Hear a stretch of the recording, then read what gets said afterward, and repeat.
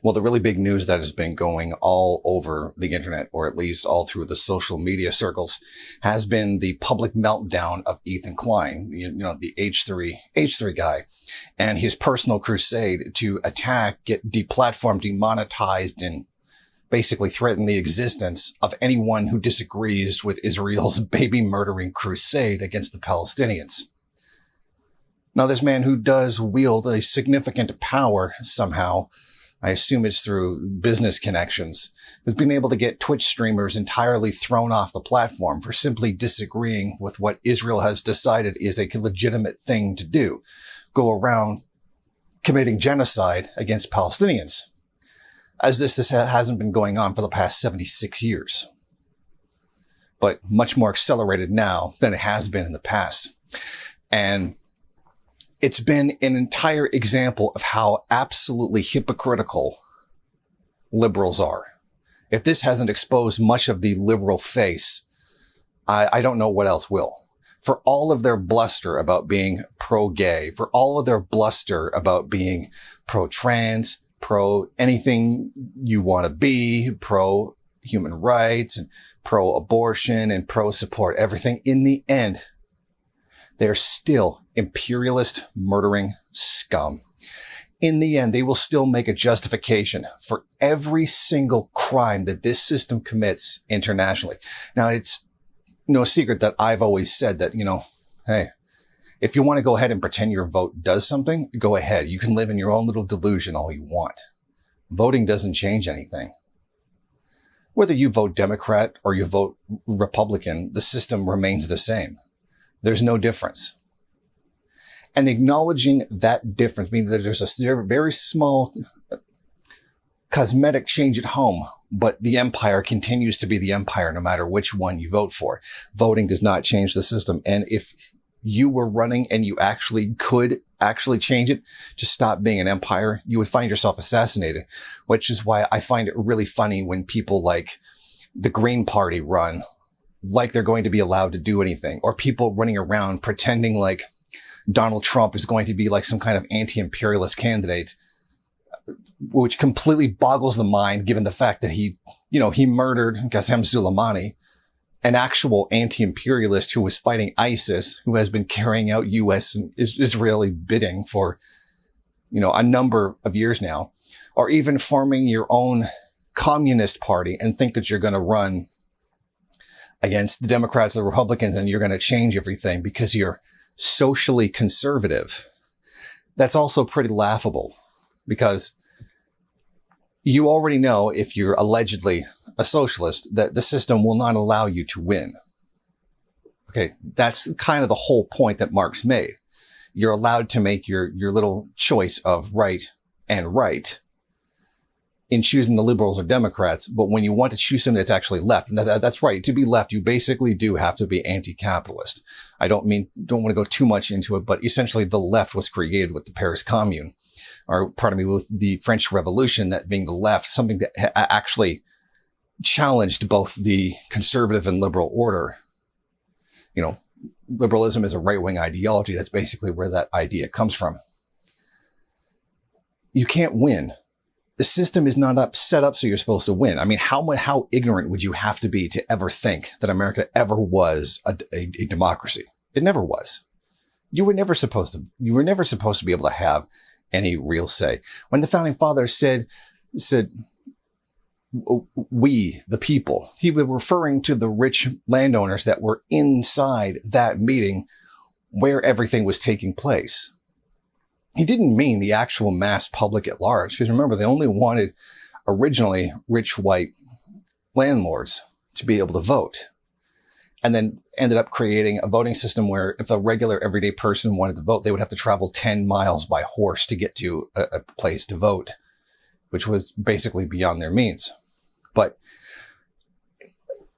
enough of that. It really shows how the entire liberal construct is nothing more than a continuation of the same thing. Here's another example.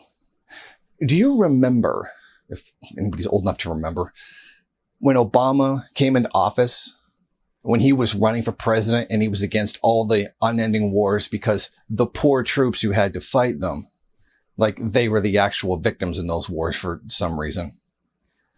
And how they should stop and how America doesn't torture. We're better than that. We're the good, upstanding, right people in the world when you're the empire of evil that you have been since the day you were born.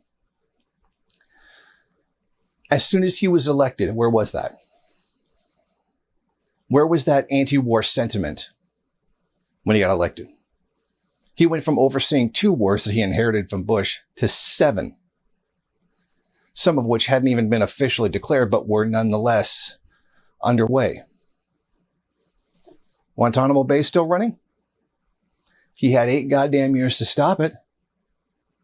There was 4 years under Biden with which to stop it. Did it stop? No. Because it was never supposed to. And once again with this election, if you don't vote for Kamala Cost, then you must want Trump to win. And then the same old bullshit line, well, you think Trump will be any better? No. I expect him to be just as bad as Kamala on this, if not maybe even worse. But that's where your brain is failing you. There is no choice. It never ceases to amaze me that when you finally get them with their back up against the wall, where they cannot deny that there's no difference between the 2 candidates, they always have to try to play this lesser 2 evils, as if supporting the genocide of a race of people is the lesser of 2 evils. I want you to think about that. And that every single goddamned liberal in that country, every single person who supports the Democratic Party has done that. They have explicitly supported a genocide by continuing to support them.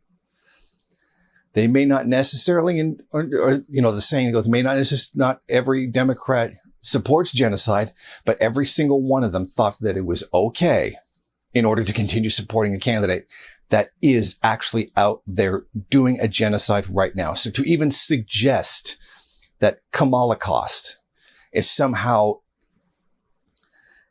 in any way, shape, or form different from Donald Trump in this way is nothing more than complete and deliberate ignorance. Kamala Cost is worse. She's the one who's actually doing it right now.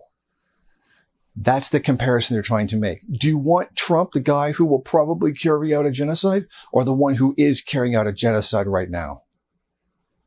And that is always what it's been about. It has never been about stopping the empire. It has never been giving a shit about the hundreds, if not billions of people who suffer every day because of a global economic order enforced at the United States by the barrel of a gun. And have no illusions, have no doubts. The same thing is going to happen under Russia and China. When China eventually takes over as the #1 spot in the world, Chinese capitalism will replace that. And if you don't believe me, check out all the African countries right now that want the Chinese to leave the same way that they want the Yankee to go home. For the exact same reasons. But Ethan Kline showing the kind of person he actually really is. That for all his talk about being progressive and supporting of people, he really is nothing more than a genocidal piece of shit. And the exact same genocidal pieces of shit that every liberal who says that they're against this but continues to vote for it is also. So every time Ethan Kline whines and bitches and says it's anti-Semitic, every time somebody calls him a Zionist, because that's just a replacement for another word that I won't repeat. That's what you are, Ethan. You are a Zionist. You are someone who supports the cowardly murder of children based on a white supremacist ideology. That is what you are. The similarities between white supremacy and Zionism are absolutely impossible to ignore. You would have to delude yourself not to be able to see it at this point. It's absolutely undeniable. Sorry, this just, it gets me, I think this is setting us all off to a large degree. This has been angering a lot of people across the world that this has been going on. So that's my take on this whole situation with Ethan Klein. For all of his self-righteous pomp that he has been putting through for years and years and years as a content creator, he's finally showed his true face and what he's actually like. And this is the opinion of the elite. And I forget that he is a multimillionaire sitting in a multimillionaire home, decrying a starving Palestinian child wanting food. If that's not classist, what the fuck is? Thank you for watching. If you like this program, then please head over to my Patreon page and set up a monthly donation. It's your donations that keep this program running. Also, if you would like, please rate, comment, subscribe, and share in various social media.